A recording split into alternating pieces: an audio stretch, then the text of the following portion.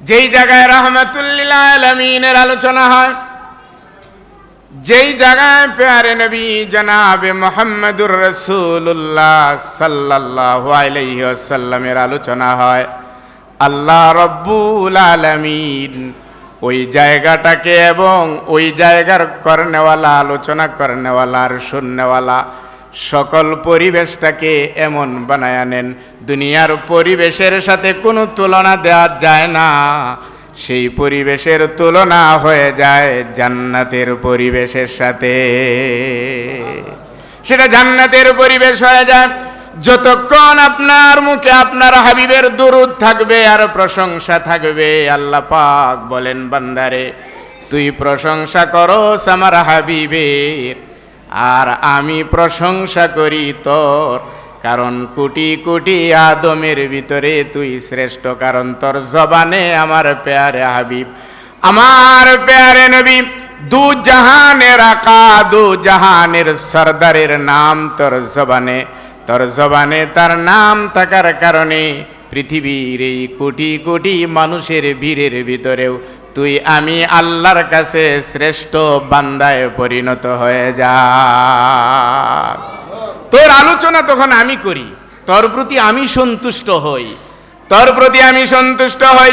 মদিনায় শুয়ে থাকা রওজায়ে পাকে নবী পাক সাল্লাল্লাহু আলাইহি ওয়াসাল্লাম প্রতিদিন কত উম্মতের মায়া, উম্মতের নাজাতের জন্য প্রতিদিন প্রতি রাতে আল্লাহ পাকের কাছে আরজি পেশ করেন। ভাইরা আমার, জানা নাই আমাদের, আমরা মনে করি আমাদের নবী চলে গেছেন, রোজায় নিষ্ক্রিয় হয়ে আছেন। না না, রোজায় তিনি নিষ্ক্রিয় না, রাতে এবং দিনে সারা পৃথিবী থেকে উম্মত বাছাই করে করে আল্লাহর আদালতে তাদের লিস্টি বুক। আল্লাহ তাআলার দরবারে কালিমাতুশ শুকুর আদায় করি সবাই মিলে, যিনি আমাদেরকে সুন্দর এক মহিমান্বিত রাত, এ রাতের শুরুতেই আমাদেরকে আল্লাহ তাআলা আল্লাহ পাকের ঘরে বসিয়ে তিনার প্যারে নবী জনাবে মুহাম্মদুর রাসূলুল্লাহ সাল্লাল্লাহু আলাইহি ওয়াসাল্লামের শানে কিছু আলোচনা করা এবং শোনার জন্য আমাদেরকে কবুল করেছেন, সুযোগ করে দিয়েছেন। এজন্য দিল থেকে সবাই শুকর আদায় করব, বলবো আলহামদুলিল্লাহ। আর একটু আওয়াজ দিয়ে বলি আলহামদুলিল্লাহ। মুসলমানের আওয়াজ কি আস্তে হয় না জুড়ে হয়? বলবেন জুড়ে হয়, করবেন আস্তে। মুসলমান আসি এইসবের কাজের ভিতরে, মুখে একটা, দিলে আর একটা, কর্মে আর একটা। মুসলমানের দিল, কর্ম এবং তার যা মনে আসে সব যতক্ষণ পর্যন্ত না এক বানাইতে পারবে ততক্ষণ পর্যন্ত মুসলমানের যে শক্তি, শক্তি আর হিম্মত কখনো সে পাবে না। যা বলি তাই করব, যা হওয়ার হোক না। আমি মুখে যেটা বলছি দিলেও সেটাই করব, দিলে যেটা আছে মুখ দিয়ে সেটাই প্রকাশ করব। এর নাম কি? এর নাম কি বলেন না? এর নাম কি? মুসলমান। মুসলমান নিজের নাম আমাদের, আমরা আমাদের নাম নিজেরা ইচ্ছে করেই রাখি নাই, আল্লাহ তাআলা আমাদেরকে মুসলমান নাম রাখছেন। সুবহানাল্লাহ বলেন না? তাহলে যেই নাম আল্লাহর পক্ষ থেকে নির্ধারিত, ওই নামে বরকত আছে না নাই? এই নামের ভিতরে শক্তি আছে না নাই? কেমনে কেমনে মিলে গেল? মিলে যাওয়াটা জরুরি না, মিলে যাওয়াটা জরুরি না। মিল রেখে কোনো কাজ করা সেটাও জরুরি না। কোনটা বলছি? যে আমাদের নবী করিম সাল্লাল্লাহু আলাইহি ওয়াসাল্লামের যে জন্মের দিনটা, যদিও বিভিন্ন মতানৈক্যতা রয়েছে এই ব্যাপারে, তারপরেও একটা কথা তো আছেই যে আমাদের নবী, প্যারে নবী, তিনি জমিনে আসছেন 12ই রবিউল আউয়াল। তার মানে এই যে 11 তারিখ গেল, 11 তারিখের পরে যে রাত্রটা শুরু হলো, এই রাত্রি আবার কেমনে মিলল দেখলেননি?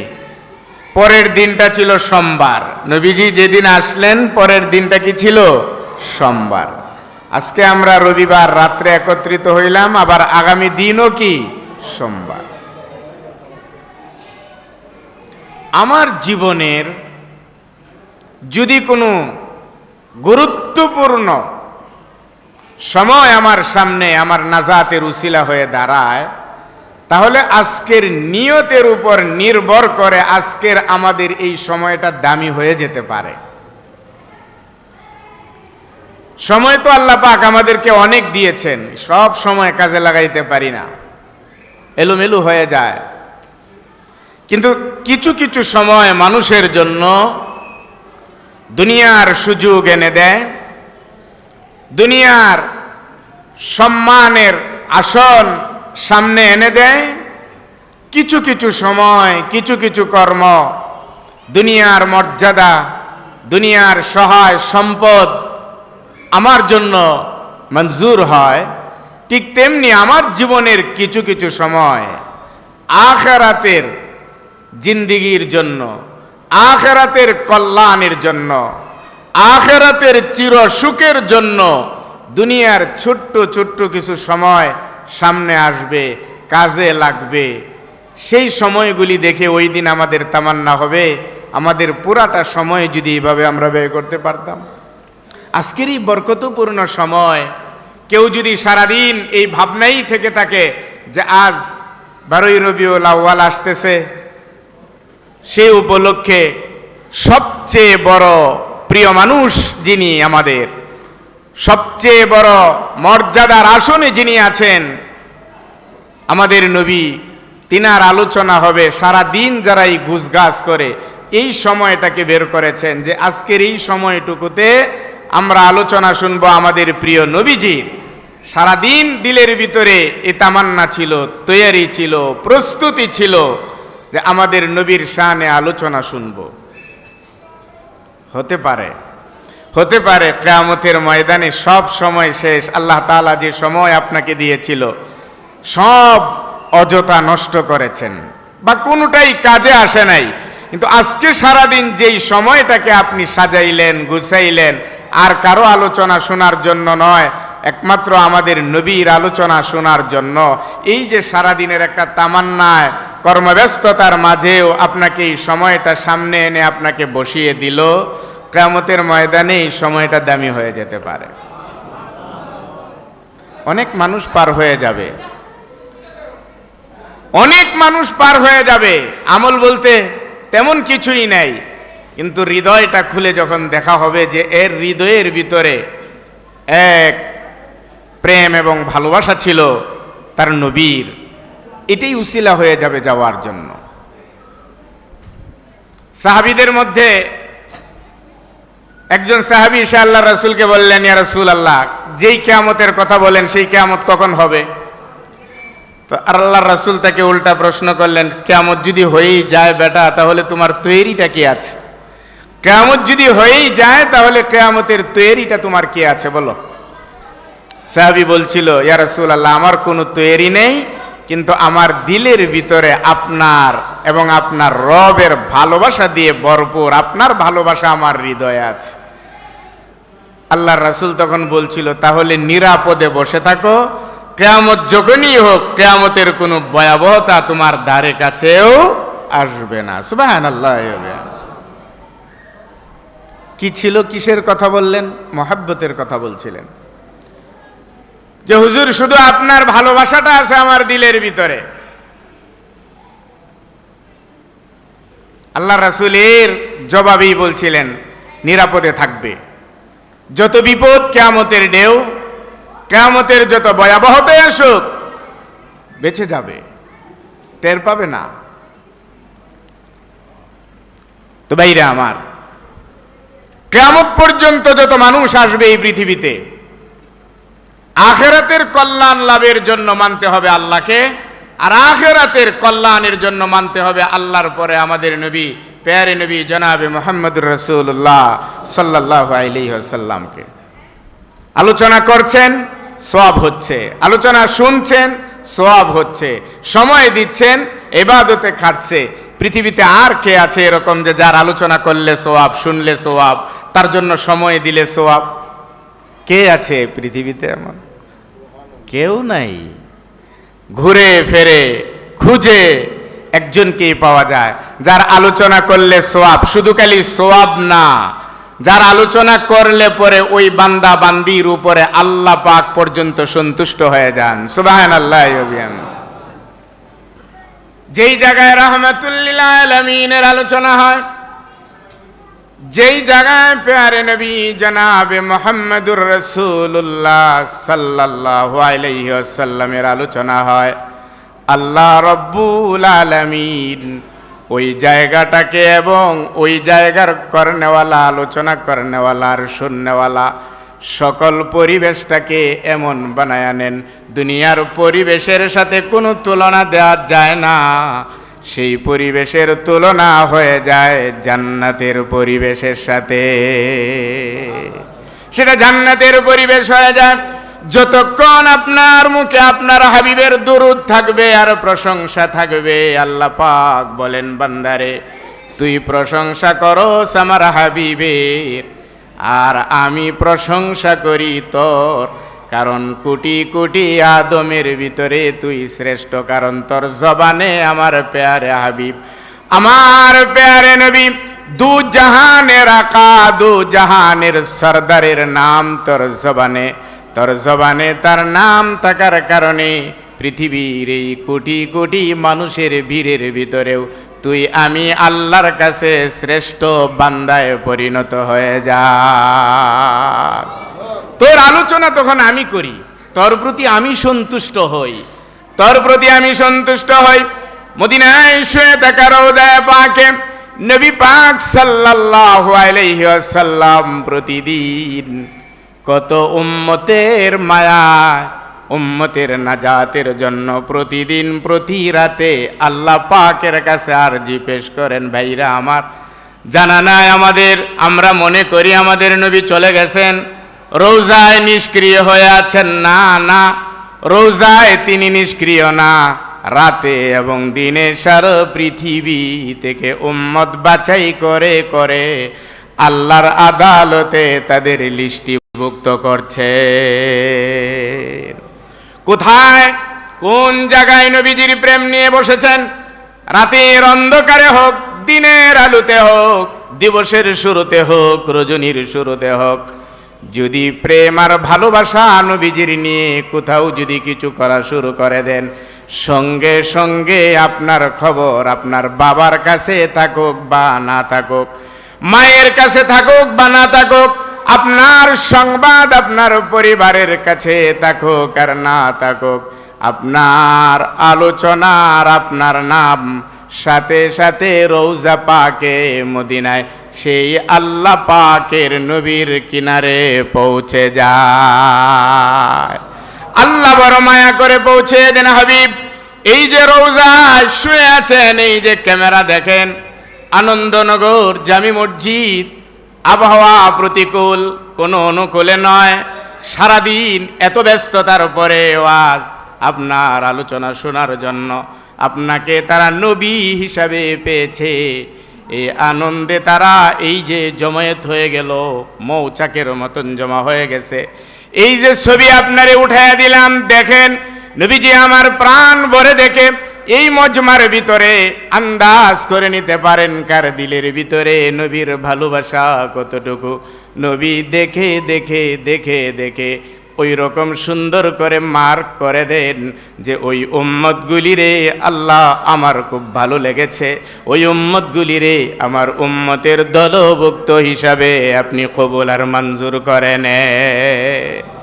একটা ছবির ভিতরে শত মানুষ থাকে, এর ভিতরে মার্ক থাকে, গোল করে কেউ গোল করে চিত্রটা দিয়ে দেন যে উনি, এই 100-র ভিতরে উনি। ঠিক ওই ক্যামেরার ভিতরে প্যারে নবী জনাবে মুহাম্মদুর রাসূলুল্লাহ সাল্লাল্লাহু আলাইহি ওয়াসাল্লাম মার্ক করেন। তিনি দেখছেন মদিনার রওজা থেকে শুয়ে শুয়ে কার দিলের ভিতরে কতটুকু মহব্বত আছে। এটা আন্দাজ হয়ে যায়। কখন আন্দাজ হবে? আপনার দুরুদের ভিতরে গ্রান বের হয় আপনি কি খাঁটি উম্মত না 2 নম্বর উম্মত। আপনার দুরুদের ভিতরে, আপনার আমলের ভিতরে পার্থক্য হয়ে যায় আপনি কি নবীর আসলে আসে না কি, এটার পার্থক্য নবীজি সাথে সাথে করে নিতে পারেন। আপনার দুরুদের উসিলায়, দুরুদের নমুনাই নবী করিম সাল্লাল্লাহু আলাইহি ওয়াসাল্লাম আমাদেরকে বুঝে ফেলেন, আমাদের চিত্রটা দিনার সামনে ভেসে ওঠে। এজন্য যখনই নবীজির শানে কিছু কাজ করব, নবীজির শান এবং মান নিয়ে আলোচনা করি বা শুনি, ইবাদতে থাকি বা যে কোনো হালতে থাকি, সেই সময়টা যেন আমার এরকম হয় যে নবী আমার সামনে, আমি নবীকে দেখছি আর নবীও আমাকে দেখছেন। আল্লাহু আকবার। একটা হালত কায়েম করতে হবে, একটা হালত কায়েম করা লাগবে। এই হালত যতক্ষণ কায়েম না হবে ততক্ষণ পর্যন্ত তো নবীজির আলোচনা করেও লাভ হবে না, শুনেও লাভ হবে না। নবীজি আমাদের দামি, আমরা দামি মানি আর না মানি, নবীজি আমাদের দামি, নবীজির প্রত্যেকটা অংশ দামি। এই পৃথিবীতে এমন কোন মানুষ আছে যেই মানুষ পৃথিবীতে থুতু ফেললে এরপরে তার অনুসারীরা সেই থুতুটাকে খেয়ে ফেলে, উঠায় নেয়? পাবেন এরকম কোনো মানুষ? আপনার যত ভালোবাসার মানুষই হোক না কেন, যত প্রেম ভালোবাসার মানুষই হোক না কেন, মুখে মুখে হবে, কাজে ক্ষেত্রে হতে পারে, কিন্তু আপনি থুতু দিবেন, আপনি থুতু ফেলে দিবেন, এইটা সে চেটে চেটে খাবে। আপনার গায়ের থেকে রক্ত বের হবে, এই রক্তটা সে চেটে চেটে খাবে, মাটিতে পড়তে দিবে না। এমন কোনো ভালোবাসার মানুষ এই পৃথিবীতে খুঁজে পাওয়া যাবে? অথচ নবী করিম সাল্লাল্লাহু আলাইহি ওয়াসাল্লামের লালা, লালা মানে কি? থুতু মোবারক, থুতু মোবারক। জীবনে যতবার তিনি ফেলতে চেয়েছেন, নীরবে নিবৃতে হয়তো কখনো কোনো সময় সম্ভব হয়েছে, কিন্তু যেই জায়গায় মানুষ দেখছে যে নবীজি থুতু ফেলেছেন আর সেই থুতু জমিনে পড়বে, এটা মানুষ দেয় নাই, বরং সেই থুতুটা কারাকারি লাগে। কে আগে নিবে? রাসূলের সেই থুতুটা কে নিবে আগে? নিয়ে নিজের গায়ে মাখতেছে, চেহারায় মাখতেছে, আর নিজের সৌভাগ্যবান মনে করতেছে যে আমি বড় বরকত পেলাম। আসলেই তো সে বরকত পেল। থুতু পর্যন্ত আল্লাহ পাক দামি বানাইছেন, শরীরের ঘাম পর্যন্ত আল্লাহ তাআলা দামি বানাইছেন, শরীরের রক্ত আল্লাহ পাক এমন দামি বানাইছেন যেই রক্ত জমিনে পর্যন্ত পড়তে দেন নাই। এটা কি যেন তেন? থুতু মুবারক রাসূল করিম সাল্লাল্লাহু আলাইহি ওয়াসাল্লামের থুতু, এটা মেডিসিনও ছিল। লালা, মুখের লালা মেডিসিন ছিল। এক যুদ্ধে হযরত আলী রাদিয়াল্লাহু তাআলা আনহুর চোখে একটু আঘাত লাগলো, এলোমেলো হয়ে গেল চোখ, ব্যথায় বেদনায় তিনি অস্থির হয়ে যাচ্ছেন। রাসূল বললেন, কি হলো? বলল যে আমার চোখে আঘাত পেয়েছে। আল্লাহর রাসূল মুখ থেকে একটু থুতু বের করলেন, বের করে এই চোখে লাগায়া দিলেন। হযরত আলী কি বলেন যে আমার সারা জীবন ওই চোখে আর কোনোদিন আমি সমস্যা বোধ মনে করি নাই, কোনো সমস্যা বোধ মনে করি নাই, কোনো দিন কোনো ব্যথা যন্ত্রণা থুতু লাগার পরে আর হয়নি। একজন সাহাবীর চক্ষু বের হয়ে গেছিল, জায়গা থেকে বের হয়ে গেছিল শত্রুপক্ষের আঘাতে। রাসূল সাল্লাল্লাহু আলাইহি ওয়াসাল্লাম তখন সবচেয়ে বড় ডাক্তার, তিনি খালি চক্ষুটাকে ধরে হাত দিয়া জাগা মতো লাগাইয়া দিলেন। এমন লাগছে কুদরতের হাতে যেইভাবে লাগাইয়া দিয়েছিলেন ঠিক সেইভাবে আবার সেই চক্ষু সেইভাবেই লেগে গেল। কোনো ঔষধ নেই, কিচ্ছু নেই। এই যে এক কর্মকাণ্ড আল্লাহ তাআলা ঘটাইছেন তার হাবিবের মাধ্যমে, এটা একটা বিশাল কিছু। রোম পারস্য ক্ষমতাধর ছিল, শক্তিধর রাষ্ট্র ছিল, কিন্তু রাসূলের অভিযানের সাথে কোলায় না, রাসূলের সাহাবায়ে কেরামদের অভিযানে কোলায় না। রাসূলুল্লাহ সাল্লাল্লাহু আলাইহি ওয়াসাল্লাম কিভাবে কি করেন না করেন এটা দেখার জন্য একটা দল পাঠাইছিল। ওরা যে যায় দেখো তো যে মোহাম্মদ কি নেতৃত্ব দেয়, তার অনুসারীরা কিভাবে এটা মানে, এটা খালি একটু দেখে আসো তো। তো আয়েশা যখন এই নমুনা দেখলো, মুহাম্মদ সাল্লাল্লাহু আলাইহি ওয়াসাল্লাম কথা বললে মানুষগুলি চুপ করে শুনে, মুহাম্মদ সাল্লাল্লাহু আলাইহি ওয়াসাল্লাম থুতু ফেলে দিলে এটারে ওরা জমিনে পড়তে দেয় নাই, ওই থুতু নিয়ে নিজের গায়ে মাখতে থাকে। এই ধরনের কর্মকাণ্ড দেখে ওরা তো পাগলই হয়ে গেল যে এইটাও এরকমও হয়, এটাও কি হওয়ার মতন? আশ্চর্য তারা। যে খালি বলছিল যে জীবনে বহুত কিছু দেখছি, বহুত রাজা বাদশাহ দেখছি, বহুত রাজাদের অনুসারীদের দেখছি, কিন্তু এই রকম মোহাম্মদের মতন লিডারও দেখি নাই, আর মোহাম্মদের কর্মীদের মতন কর্মীও দেখি নাই।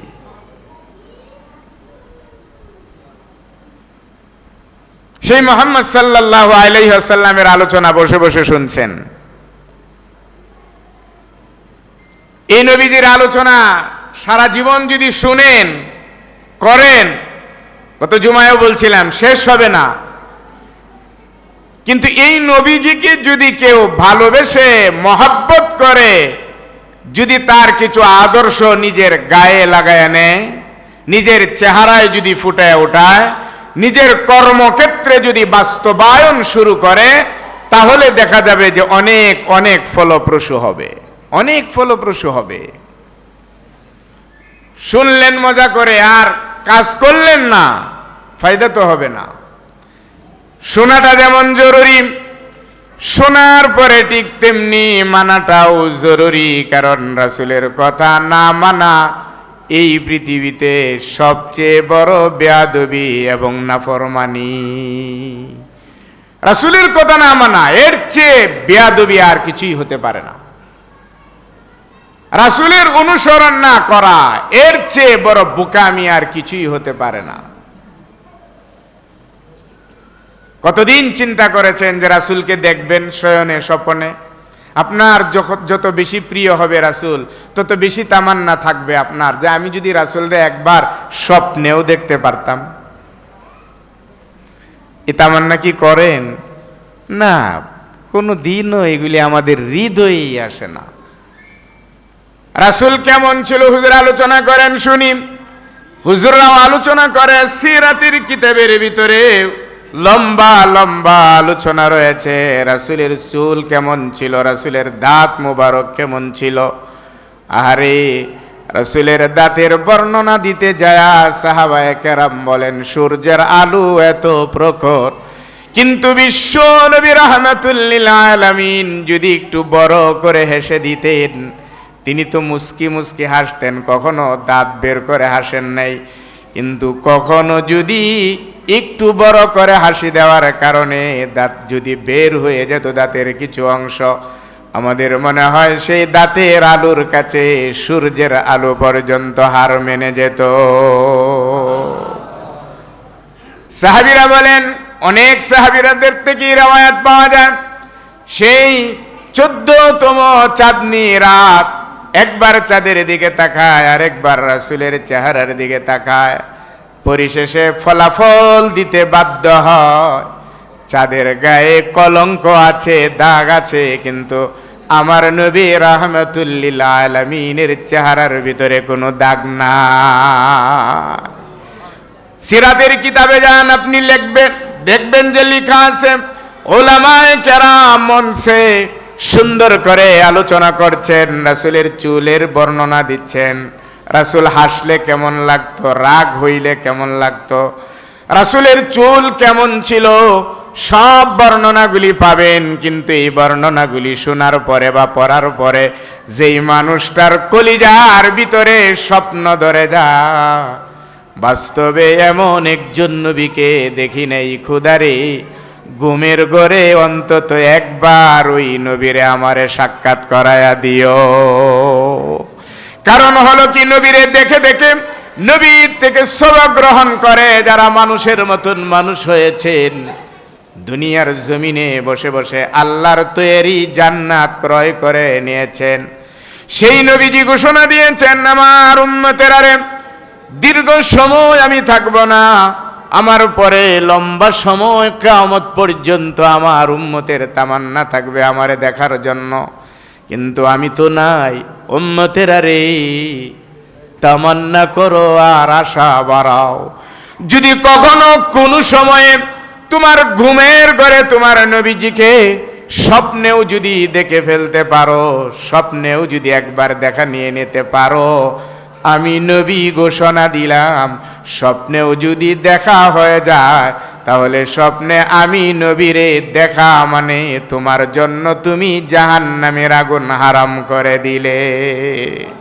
পৃথিবীতে কেউ যদি নবীকে একবার স্বপ্নে দেখে, নবীরে স্বপ্নে দেখার কারণে নবী বলেন জাহান্নাম হারাম তোমার উপরে, আর জাহান্নামের আগুন আসবে না।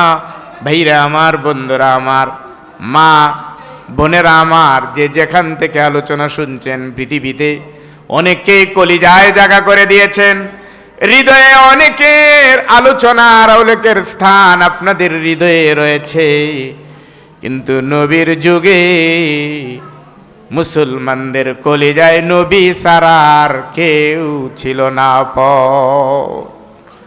যুদ্ধ শেষ হয়ে গেল, যুদ্ধের থেকে মানুষগুলি রওনা হয়ে গেল, আর সেই যুদ্ধে ঘোষণা হলো নবী মুহাম্মদ সাল্লাল্লাহু আলাইহি ওয়াসাল্লাম নাই নাই।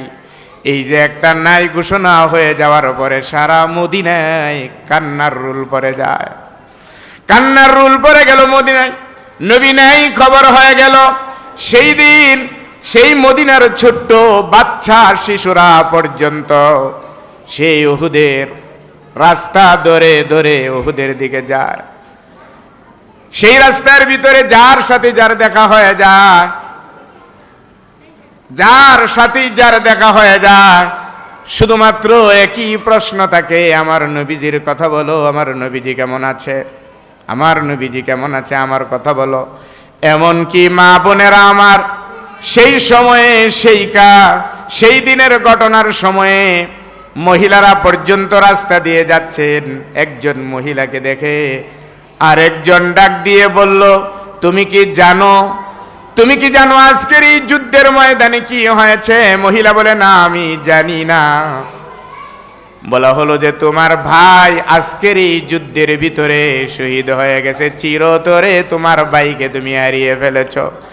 ইতিহাস আমাদের সামনে সেই মহিলা সেই দিন উত্তর দিয়েছিল, বাইরে তোমার কাছে আমার ভাইয়ের খবর নিতে আমি চাই না, আমারে খবর শোনাও মদিনার রাসূল নবী মুহাম্মদ বেঁচে আছে কিনা। আশ্চর্য হয়ে বললেন, তুমি তো বড় আশ্চর্য মহিলা, তোমার ভাইয়ের কোনো খবর নেই, ভাইয়ের খবর নিতে চাও না, তোমার ভাই শহীদ হয়েছে। আমি এটাও দেখেছি যে এই যুদ্ধের ময়দানে তোমার স্বামী পর্যন্ত শহীদ হয়ে লাশের কাতারে পড়ে আছে, আমি নিজে দেখে এসেছি। মহিলা আরো আশ্চর্য হয়ে গেলেন, বললেন, তোমার কাছে আমার স্বামীর কোনো প্রশ্ন করি নাই, ভাইরে পারলে জবাব দাও আমার নবী বেঁচে আছে কিনা, পারলে জবাব দাও আমার নবী বেঁচে আছে কিনা। পথিক আশ্চর্য হয়ে বললেন, তুমি বড় আশ্চর্য মহিলা, তোমার আপন মায়ের পেটের ভাইয়ের সংবাদে তুমি কোনো কষ্ট নিলে না, নিজের স্বামী চলে গেল তাও কষ্ট লাগলো না। ওরে মহিলা, এবার কান পেতে খবর শোনো, আমি এই যুদ্ধে ছিলাম নবীজির সাথে, যুদ্ধে আজকে যারা শহীদ হয়েছেন, লাশ হয়েছেন, তোমার ভাই যেমন শহীদ হয়েছে, স্বামী যেমন শহীদ হয়েছে, তোমার গর্ভের সন্তান পর্যন্ত দেখলাম আজকের এই যুদ্ধের ময়দানে শহীদ হয়েছে। যুদ্ধের ময়দানে তোমার ছেলে নাই, শহীদ হয়ে গেছে, লাশের কাতারে আছে, তুমি কি এর পরেও থামবে না?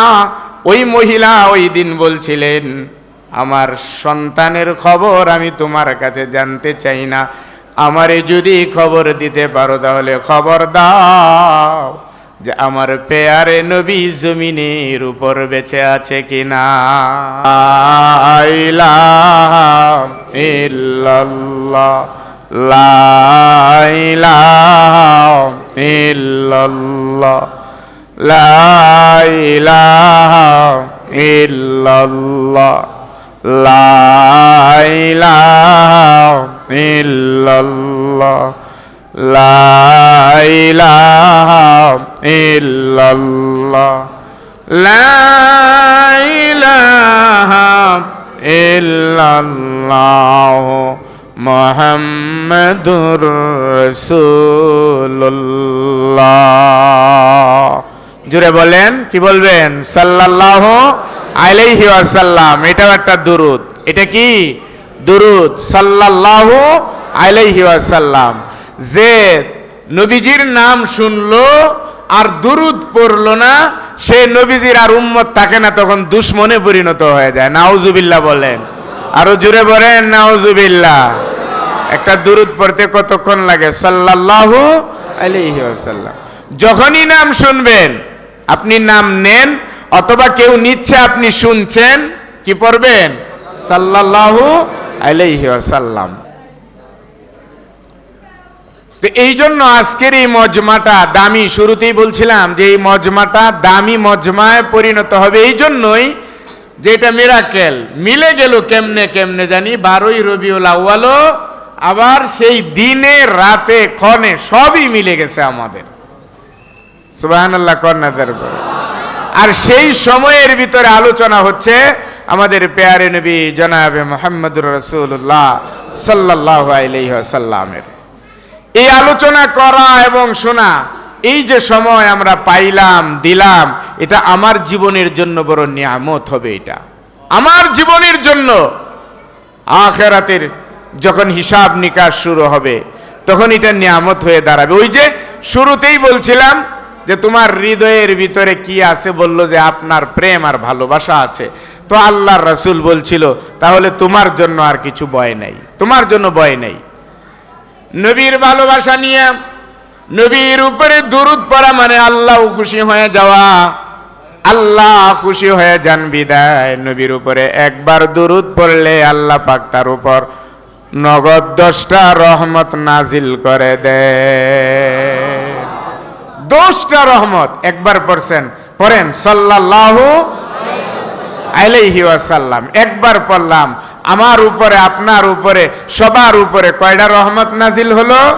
10টা। 10টা রহমত নাজিল হয়ে গেল সাল্লাল্লাহু আলাইহি ওয়াসাল্লাম। এটা কি কষ্ট লাগে? কঠিন? কোন সময় কাজ করতেছেন তারপরেও এটা আপনি জপতে থাকবেন। এই অনেক সময় দেখা যায় যে কাজ নেই, ফাঁকে বসে আছি, এটা পড়েন, একটু পড়তে থাকেন। ব্যবসা কাস্টমার পাচ্ছেন না, কাস্টমারের খুব অভাব, বসে আছেন নীরবে, আপনি পড়তে থাকেন সাল্লাল্লাহু আলাইহি ওয়াসাল্লাম। কোত্থেকে কাস্টমার আসবে আপনি নিজেও তো আন্দাজ করতে পারবেন না। কিন্তু অযথা গল্প গুজবে সময় নষ্ট হয়ে যায়, সময় নষ্ট হয়ে যায়। এই জন্য কবি বলেন মুহাম্মদ হলো এমন একজন নবী, আমাদের নবী, যেই নবীর মহাব্বত যদি অন্তরের ভিতরে না হয় তাহলে ঈমানওয়ালারা জেনে রাখো যে তোমার ঈমান পর্যন্ত পরিপূর্ণ হয় নাই। মোহাম্মদ কি मोहब्बत दीन हक की शर्त अव्वल है, अगर उसमें रह जाए कौमी तो ईमान नामुकम्मल है। মোহাম্মদের প্রতি মহব্বত, নবীর প্রতি ভালোবাসা, এটা হলো প্রথম শর্ত একজন ঈমানওয়ালার ঈমান পরিপূর্ণ হওয়ার জন্য। আল্লাহু আকবার বলেন না। আপনার ঈমান পরিপূর্ণ হওয়ার জন্য প্রথম শর্তটাই হচ্ছে মুহাম্মদের মহব্বত। মহব্বত মানে কি? ভালোবাসা, প্রেম। ঈমানের পরিপূর্ণ হওয়ার জন্য, ঈমান পরিপূর্ণতার জন্য মুহাম্মদের মহব্বত লাগবে, প্রেম আর ভালোবাসা লাগবে।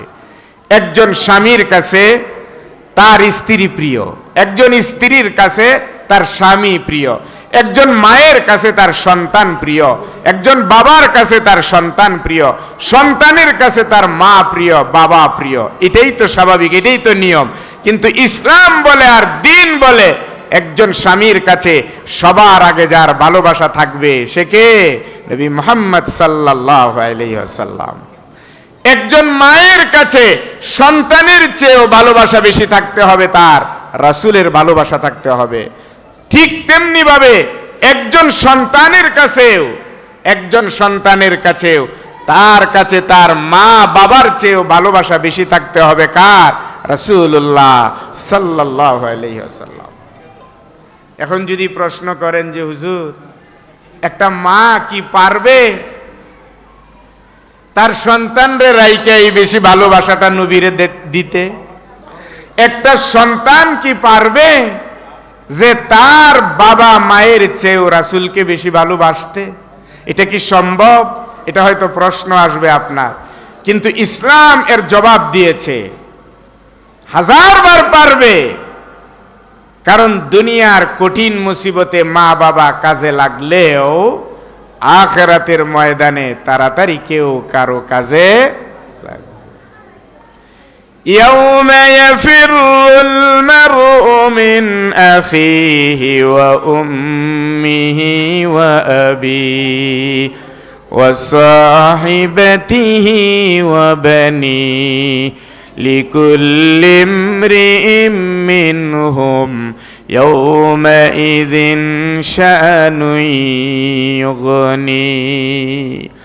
কোরআন খুলে খুলে বলছে আমাদেরকে রব্বুল আলামিন এই আয়াত কারিমার ভিতরে বলেন, পরকালের মুসিবত যখন শুরু হয়ে যাবে, মহাবিপদ যখন শুরু হয়ে যাবে, সন্তান বাবার থেকে পালায়া যাবে, বাবা সন্তান থেকে পালায়া যাবে, স্বামী স্ত্রী ছেড়ে চলে যাবে, স্ত্রী তার স্বামীকে ভুলে যাবে।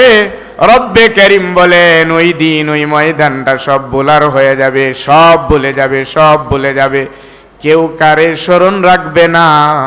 কিন্তু নবী মুহাম্মদ সেদিন বের হয়ে যাবে উম্মত উম্মত বলে, যে উম্মতের কাছে তার ভালোবাসা ছিল তার সবার চেয়ে প্রিয়। আল্লাহু আকবার। যে উম্মতের কাছে তার মায়ের ভালোবাসার চেয়ে রাসূলের ভালোবাসা ছিল বেশি, যেই বাবার কাছে তার সন্তানের ভালোবাসার চেয়ে রাসূলের ভালোবাসা ছিল বেশি, যেই স্বামীর কাছে তার স্ত্রীর চেয়ে ভালোবাসা ছিল নবীজির বেশি, নবীজি আমার ওই দিন ওই ময়দানে বের হয়ে যাবেন বাহাদুর বেশে, বীর বেশে, যে ময়দানে অন্য কেউ কোনো সাহস পাবে না কথা বলার জন্য। ওই দিন নবী আমার বের হয়ে যাবে। আর এই উম্মতগুলিরে, যে উম্মত সদা সর্বদাই ভালোবাসা রেখেছিল, সম্পর্ক রেখেছিল নবীর সাথে, নবী বলবেন আসো আজ আমার কাতারে শামিল হয়ে যাও, দলে দলে শামিল হয়ে যাও। কারণ তোমরা সাধারণ মানুষ না, তোমরা কোনো সাধারণ উম্মত না, তোমাদের কাছে আমি নবী জীবন্ত ছিলাম, আমি দুনিয়া থেকে চলে গেলাম কত আগে, কিন্তু তারপরেও তোমরা আমাকে জীবন দেওয়ার, জীবন থাকা অবস্থায় যেমনটা ছিল তেমনি তোমরা আমাকে উপস্থিত ভেবে সামনে ভেবে মনে করে আমাকে মেনেছিল, আমার প্রেম আর ভালোবাসা নিয়েছিল। এই জন্য এই ময়দানে আজ মা তোমাকে ভুলে গেলেও, বাবা তোমাকে ভুলে গেলেও, ফির তোমাকে ভুলে গেলেও আমি নবী কখনো তোমাদেরকে ভুলবো না, তোমাদেরকে ভুলবো না। কারণ তোমার হৃদয়ে ভালোবাসা ছিল আমার সব সময়, সদা সর্বদা। কই আজ সেই ভালোবাসা আমাদের কাছে আছে? নবীর আলোচনা শুনি ঠিক, কিন্তু নবীর সুন্নতের আলোচনা যখন আসে, নবীর আদর্শের আলোচনা যখন আসে, তখন আমাদের কিছুই খুঁজে পাওয়া যায় না, তখন আর আমাদের মাঝে কিছুই থাকে না, পার্থক্য হয়ে যায়। যে নবীর সাথে আমাদের ভালোবাসাটা শুধু কথায় কথায়, আসলে অন্তর দিয়ে নয়, কথায় আমাদের। তাহলে এই সম্পর্ক দিয়ে তো হবে না, এই সম্পর্ক দিয়ে হবে না, সারা জীবন আলোচনা করেও হবে না, শুনেও হবে না। আলোচনা করাও যেমন দরকার, শোনাও দরকার, নবীজির প্রেম আর ভালোবাসাটা নিজের ভিতরে আনা দরকার। আল্লাহ তাআলা কোরআনে কারীমের ভিতরে যেই কথাগুলি বারবার এই উম্মতকে স্মরণ করে দিয়েছেন, আখিরাতের জিন্দেগিতে আমার আদালতে একটা সার্টিফিকেট শুধু কাজে লাগবে, সেই সার্টিফিকেট সার্টিফিকেটটা হলো যে তোমার জীবনে তুমি সবচেয়ে বড় বেশি মানছো তোমার আল্লাহরে আর তোমার নবীরে। এই সার্টিফিকেটটা কাজে লাগবে।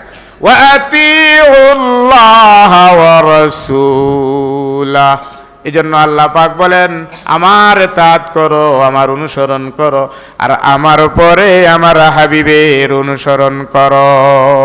অনুসরণ করো মানে করতে হবে সেটা।